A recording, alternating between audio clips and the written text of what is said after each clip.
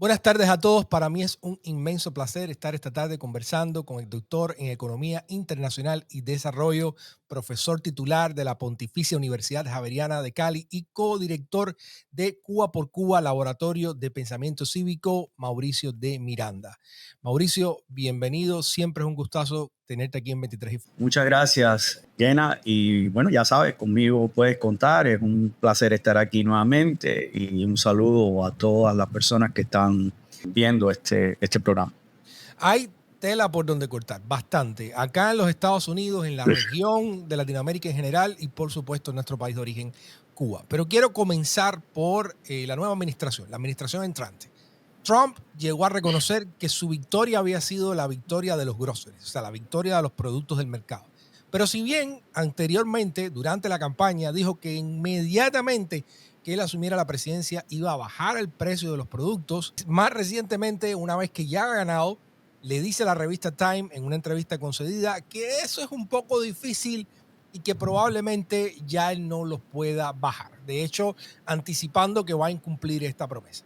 Pero vamos a ver, tal vez puede, tal vez nos puede, no sabemos bien qué pasa en la mente de Trump, ¿no? Pero técnicamente, ¿sería posible para una administración entrante tomar alguna medida, ejercer alguna política que pudiera tener un impacto positivo al respecto de la inflación en los Estados Unidos? Bueno, siempre un gobierno puede influenciar el comportamiento de ciertos indicadores en la economía a partir de la política económica. En el caso específico de la inflación, la política monetaria suele tener un impacto en el comportamiento de los precios.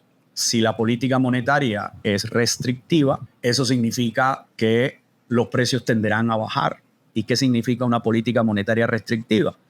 Una política de altas tasas de interés, lo cual suele significar que se encarezca el crédito, que se reduzca la demanda efectiva y eso tiende a reducir los precios. Lo que pasa es que también tiende a que la economía recese, es decir, a que el crecimiento económico se resienta. Entonces, a mí me llama la atención que Trump haya dicho eso porque además, entre otras cosas, la política monetaria en los Estados Unidos es responsabilidad fundamental de la Junta de la Reserva Federal. No solo la tasa de interés constituye un instrumento de política monetaria, hay otros instrumentos, entre otras cosas, por ejemplo, las llamadas operaciones en los mercados abiertos. Entonces, bueno, es un conjunto de medidas que suele influir en el comportamiento de los precios. Pero la economía de los Estados Unidos no es una economía en donde el gobierno fija los precios. El gobierno no interviene en el comportamiento de la economía de esa manera.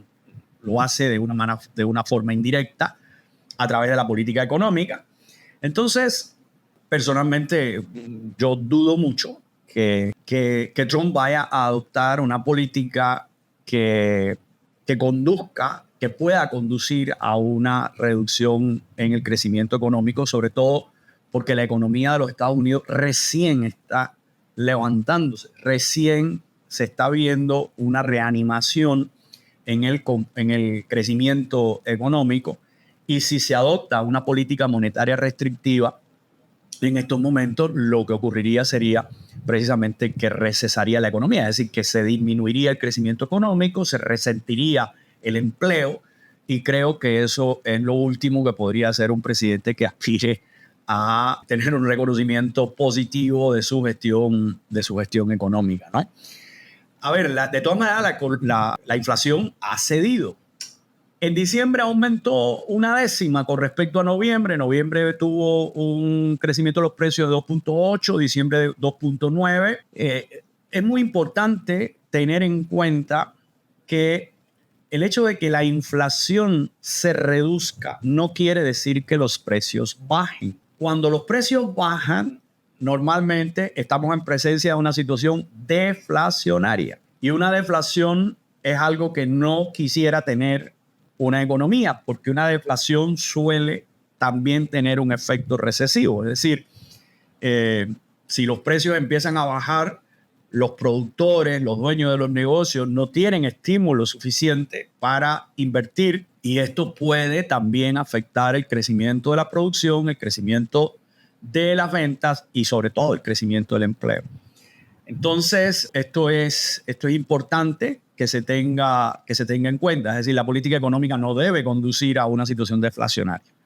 Keynes explicaba muy bien que una inflación moderada es un buen síntoma para la economía. Y yo diría que la inflación en estos momentos en Estados Unidos está en una situación moderada. 2.8, 2.9 es una situación moderada. Está lejos del nivel que tuvo cuando comenzó la guerra de Ucrania. En fin, que eso por supuesto tuvo un impacto bastante nocivo. Así que sí, se pueden adoptar medidas que conduzcan a esto, pero en el caso de los Estados Unidos, más que la influencia de una política económica del gobierno, está el propio desarrollo del ciclo económico. Y si la inflación está en el orden del 2.5%, es una inflación perfectamente manejable y sobre todo permite que siga existiendo un proceso de reanimación de la economía, que es lo que en definitiva hace falta, porque la reanimación de la economía implica un incremento del empleo. Entonces, eso hay que tenerlo en cuenta.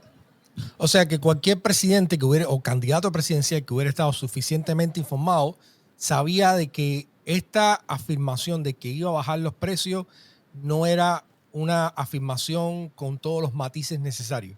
Porque para poder bajar los precios de los productos tendría que pagar de alguna manera o tendría que enfrentar otras consecuencias como este enlentecimiento o esta reducción en el crecimiento de la economía, que obviamente tiene otros efectos nocivos, ¿no? No me imagino a Donald Trump imponiendo topes de precio como hemos visto en algunas otras economías. El tema era que él sabía que lo que estaba prometiendo no lo podía cumplir. A ver, lo que pasa es que estamos acostumbrados a que los matices no son la característica de los anuncios de Donald Trump. Indiscutiblemente. Bueno, quiero preguntarte otra cosa que sí es distintivo de Donald Trump, ¿no? Y es esta política ahora donde él está amenazando a los aliados, sobre todo en la región. A Canadá, con que quiere anexarla. De hecho, aparentemente la renuncia de Justin Trudeau estuvo impactada precisamente por las declaraciones de Trump y cómo él manejó toda esta cuestión del Estado 51. También esta amenaza de aparentemente cualquiera puede interpretar de intervenir el canal de Panamá o de intervenir Panamá. ¿Ha tenido efecto esta política del gran garrote? ¿Ha tenido efecto positivo? ¿Ha aportado algo significativo a la estabilidad de la región, al crecimiento, a la estabilidad de los Estados Unidos, al crecimiento y la estabilidad de los países vecinos?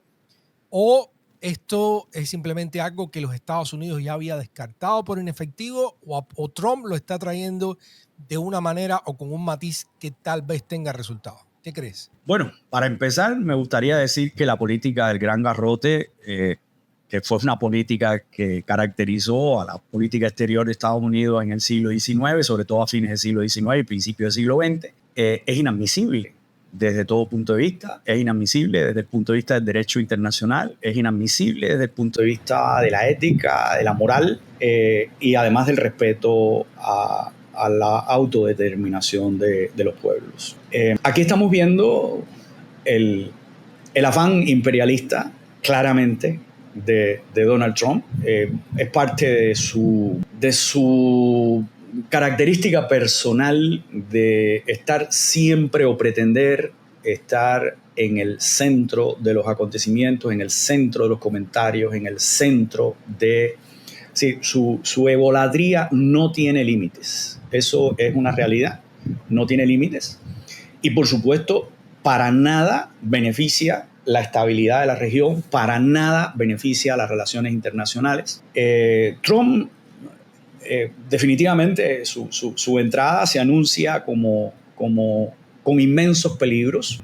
La reclamación que hace del canal de Panamá es total y completamente absurda, pero además es lesiva a la soberanía de Panamá, total y completamente irrespetuosa, que por demás puede traer consecuencias gravísimas en las relaciones entre los países de América Latina y es realmente muy, muy grave. ¿Cuánto habrá de payasada y cuánto habrá de realidad? Todavía estamos por verlo. Lo de Canadá es sin duda una payasada. Canadá es un país que tiene un mayor nivel de bienestar social que los Estados Unidos. Después del anuncio de Trump, veía yo el anuncio de una diputada canadiense invitando a los estados limítrofes con Canadá a convertirse en provincias de Canadá porque sus habitantes tendrían un mejor nivel de bienestar que el que tienen en los Estados Unidos, con unos sistemas de salud y de educación que claramente tienen una amplia cobertura, etcétera. Yo creo que esto no va a proceder. Es puro teatro y pura payasada. El caso de Groenlandia es distinto.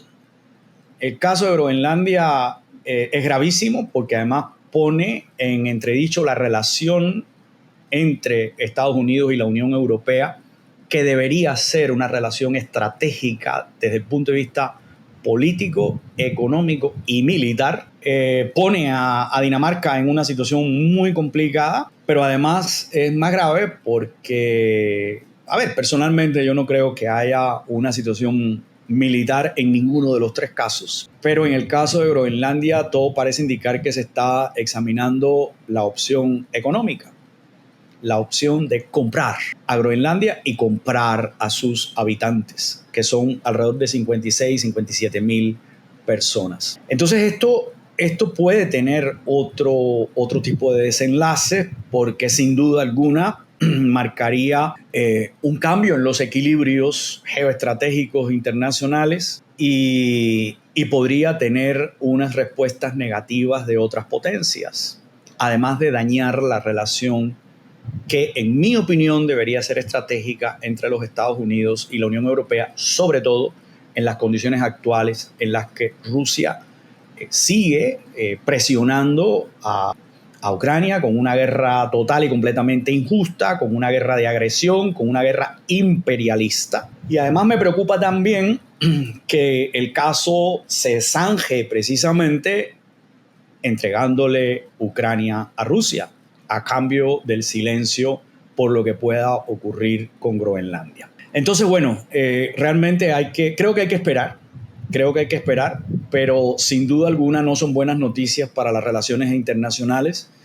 Y aquello que muchos de los defensores y los partidarios de Trump decían, que Trump no había iniciado ninguna guerra, pues no sabemos si esto vaya a mantenerse así en los próximos 4 años.